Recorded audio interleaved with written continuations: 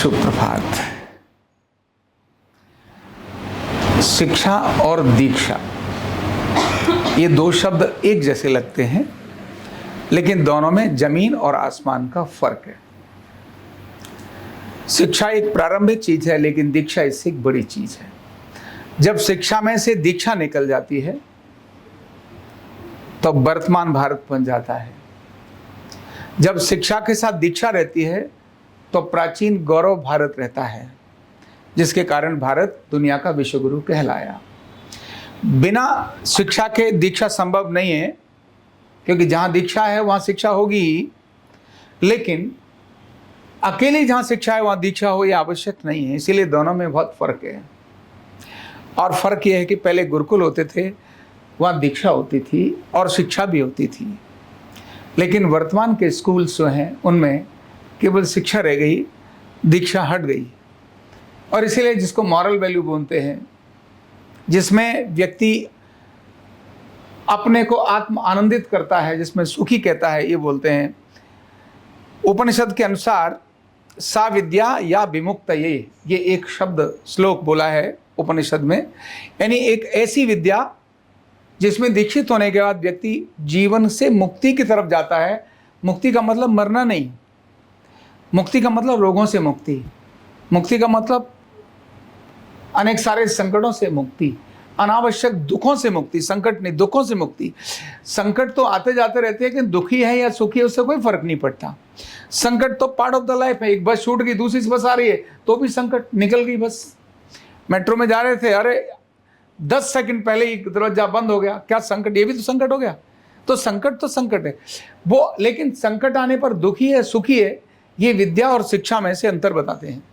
इसीलिए शिक्षा केवल मन पर काम करती है और जो दीक्षा है वो बुद्धि पर और आत्मा पर काम करती है। दोनों के अंदर जमीन आसमान का फर्क है। हमारे पूर्वजों ने हमारे सामने एक शब्द प्रयोग किया, एक मंत्र प्रयोग किया। सामान्यतः उसका भोजन मंत्र के रूप में बोलते हैं, लेकिन भोजन मंत्र नहीं। ओम सहना भवतु सहनौ भुनक्तु सह वीर्यम करवावहै तेजस्विनावधीतमस्तु मां विद्विषावहै, ऐसा एक मंत्र बोला है, जिसमें एक दूसरे के प्रति गुरु और शिष्य दोनों के लिए कहते हैं, दोनों स्वस्थ रहें, दोनों प्रसन्न रहें, दोनों की रक्षा, दोनों आपस में रक्षा करें और दोनों तेजस्वी बनकर आगे बढ़ें। यानी गुरु के सानिध्य में शिष्य तेजस्वी बने और आगे बढ़े। दोनों के अंदर ये जमीन आसमान का फर्क दीक्षा और शिक्षा में नजर आता है। विद्यालय में केवल शिक्षा रह गई, इसीलिए व्यवहार बदल गया, परंपराएं बदल गई, इसीलिए एक दूसरे से ईर्ष्या आ गई। एक छात्र दूसरे छात्र से ईर्ष्या करता है, एक छात्र दूसरे छात्र को बढ़ने से, यानी कंपटीशन तो आई, स्पर्धा तो पहले भी थी, पर द्वेष नहीं था। आज द्वेष अधिक है, स्पर्धा तो है, लेकिन देश बहुत अधिक है। इसलिए शिक्षा लेना और दीक्षा में, शिक्षा केवल स्किल हुनर है, जबकि दीक्षा उसके अंदर उसका ज्ञान का प्रकाश है। शिक्षा केवल ज्ञान है, नॉलेज है। नॉलेज तो अनेक सारी हो सकती है, लेकिन नॉलेज होने के बाद व्यक्ति की हालत क्या होती है? अगर उसमें ज्ञान का प्रकाश नहीं है तो शिक्षा और दीक्षा में एक फर्क आ जाता है। शिक्षा आत्मघाती बन जाती है, दीक्षा आत्मघाती नहीं बनती। आज की जितनी प्रगति चीजें नजर आ रही हैं, जो भी प्रगति की चीजें नजर आ रही हैं, ये सभी शिक्षा के कारण है, ज्ञान के कारण है, दीक्षा के कारण नहीं। क्योंकि ये सभी उसके दूसरी तरफ देखें अगर, तो साइड इफेक्ट के रूप में अगर देखें तो वो संकट देती हैं। जैसे मान लो हमने बिजली का देखा, तो बिजली का संकट कितना है। बिजली अच्छी भी है तो खराब कितनी है। एसी अच्छा भी है तो बाहर दुनिया के लिए तो संकट पैदा कर रहा है ना, गर्मी कितनी कर रहा है। प्रगति के लिए हमने जहाज बना के दौड़ाए, ये सारे नॉलेज तो आई, लेकिन इन्होंने जीवन को संकट में डाल दिया। और अब वैश्विक संकट के रूप में ग्लोबल वार्मिंग में हमारे सामने आ रही है, वो यही है कारण। चिकित्सा जगत में भी इसी प्रकार से, जब तक केवल शिक्षा रहेगी, केवल नॉलेज रहेगी, तो उपभोगवाद की तरफ लेकर जाएगी, लेकिन जैसे ही दीक्षा आएगी तो कल्याण की तरफ लेकर जाएगी। भारत ने जितनी भी चीजें बनाए, कभी वाहन बनाए, भारत का वाहन दुनिया में कभी प्रदूषण करता ही नहीं था। भारत की रीति रिवाज जितने भी हैं वो कभी दूसरे को दुख देने का कारण ही नहीं बनते। दूसरे के सुख के हिसाब से अपनी सारी चीज़ों को डेवलप करने की प्रक्रिया भारत में रही है। इसीलिए शिक्षा और दीक्षा ये दोनों जमीन आसमान का फर्क है। जब तक शिक्षा के पार्ट पर रहेंगे, केवल स्किल के पार्ट पर रहेंगे, केवल नॉलेज के पार्ट पर रहेंगे, तब तक जीवन में आपके पास नॉलेज आएगी, आपके पास स्किल आएगी, हुनर आएगा, लेकिन आपको ब्लड प्रेशर, शुगर, तनाव, चिंता, भय, एंजाइटी, पता नहीं क्या क्या सारी बीमारियां आएंगी।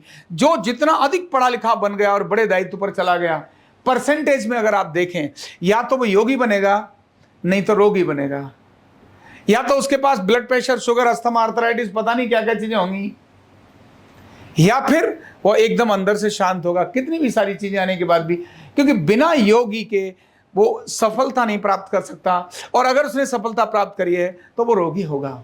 यही फर्क है दीक्षा में और शिक्षा में, क्योंकि शिक्षा आत्मा को पवित्र और शुद्ध करती है, दीक्षा शिक्षा केवल मन तक, मन की 5 इंद्रियों तक, मैं और मेरी सुविधा तक रहती है। इसीलिए आरोग्य पीठ अपने अध्ययन में केवल शिक्षा नहीं, दीक्षा की बात सोचता है। केवल नॉलेज, केवल स्किल, केवल 4 पॉइंट्स उसको सीखने के लिए आ जाएं, केवल 2 फार्मूले उसको आ जाएं, 3 जगह दबाना आ जाए, और लेकिन उसके स्वभाव में वो सब चीज़ें हैं नहीं जो उसके साथ होनी चाहिए। विनम्रता नहीं है। शिक्षा में विनम्रता का पार्ट बहुत अभाव कम मिलेगा। जो जितना अधिक नॉलेज वाला हो गया, जितने हायर एजुकेशन ले ली, इसके बाद वो झाड़ू लगाने से गया, पोंछा नहीं लगा सकता, झाड़ू नहीं लगा सकता। क्यों? अब वो पड़ गया है। अब उसको शुद्धता में दूसरे लोग चाहिए, पवित्रता वो क्यों खुद पवित्र रखेगा? क्यों? अब तो वो एजुकेटेड हो गया है, मेरे लिए झाड़ू दूसरे लोग लगाने चाहिए, खुद करने का नहीं। लैट्रिन साफ गंदा करने का अधिकार है, साफ करने का अधिकार नहीं। इसीलिए 12वीं का बालक होते ही घर के काम छोड़ देता है। खेत में किसान का बेटा 12वीं कॉलेज में जाते ही खेती का काम बंद कर देता है। उसका कारण यही है कि वो शिक्षित तो हुआ, दीक्षित नहीं हुआ। उसके अंदर जो विनम्रता आनी चाहिए, जो उसके अंदर सेवा आनी चाहिए, जो उसके अंदर दूसरे के प्रति एक संवेदना आनी चाहिए, जिसके जीवन में पुरुषार्थ आना चाहिए, वो हटकर दूसरी दिशा में चले जाते हैं। इसीलिए स्पर्धात्मक जाने के कारण वो रोगी हो जाता है, वो परेशान हो जाता है। आरोग्य पीठ अपने शिष्यों के बारे में ऐसा सोचता है। केवल शिक्षा नहीं, केवल स्किल नहीं, केवल नॉलेज नहीं, उसके एटीट्यूड में एक दीक्षा का भाव आना चाहिए। दीक्षा का अर्थ है जो मैंने अभी बताया, विनम्रता। दीक्षा अर्थ है सेवा, दीक्षा का अर्थ है समर्पण, दीक्षा का अर्थ है प्रेम, दीक्षा का अर्थ है सम्मान। ये सारी चीजें दीक्षा में आती हैं, और जब जहां ये आ जाती हैं वहां आत्मानंद होता है। चुनौती कितनी भी बड़ी क्यों न सही, लेकिन अंदर से व्यक्ति भयभीत नहीं है, उसको करने के लिए तैयार है। काम कोई भी क्यों न सही, उसके मन में कभी भी ऊंचा और नीचा नहीं आता, क्योंकि काम तो काम है, क्रिया तो क्रिया है। वो जो काम करना है वो आ जाता है।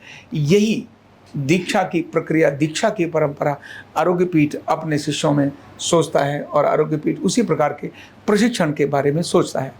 शिक्षा नहीं, शिक्षा के साथ दीक्षा भी। अहंकार नहीं, ईगो नहीं, मैं ही श्रेष्ठ हूं नहीं, बाकी लोग भी श्रेष्ठ हैं, उनमें से एक मैं हूं, क्योंकि दूसरों के बिना मेरा अस्तित्व भी तो नहीं। आप सबको मार दें और एक अकेला आपको छोड़ दें, कैसे हो सकता है? दूसरों के रहने से ही तुम्हारा आनंद और सुख तुमको मिलेगा। इसीलिए सबके साथ कॉपरेशन में ऑपरेशन जो करना है, सबके साथ सामूहिकता से एक दूसरे को की भावनाओं को समझते हुए, एक दूसरे का अस्तित्व को समझते हुए आगे बढ़ना। लेकिन हाँ, अपनी नॉलेज, अपनी विद्या, अपना स्किल, अपने परिश्रम, अपना पुरुषार्थ, यह जो व्यक्तिगत क्रियाएं हैं, उन सब क्रियाओं में अग्रणी रहना, यही दीक्षा और शिक्षा का भाव हमें बताता है, और यही हमें आत्मिक आनंद, प्रसन्नता और सुख की तरफ लेकर जाता है। इसीलिए शिक्षा और दीक्षा का भाव ध्यान में रखते हुए हम आज से आगे बढ़ेंगे। बहुत बहुत धन्यवाद। न्यूरोथेरेपी का कंप्लीट कोर्स सीखने के लिए जुड़िए हमारे ऑनलाइन ट्रेनिंग प्रोग्राम से और जानिए करीब 100 बीमारियों का इलाज बिना दवा और बिना मशीन के। इस न्यूरोथेरेपी ऑनलाइन ट्रेनिंग प्रोग्राम से आप घर बैठे बन सकते हैं गवर्नमेंट सर्टिफाइड न्यूरोथेरेपिस्ट। रजिस्ट्रेशन के लिए नीचे दिए गए नंबर पर अभी कॉल करें और हाँ, हमारे वीडियो को लाइक करना, शेयर करना और चैनल को सब्सक्राइब करना बिल्कुल भी ना भूलें। धन्यवाद।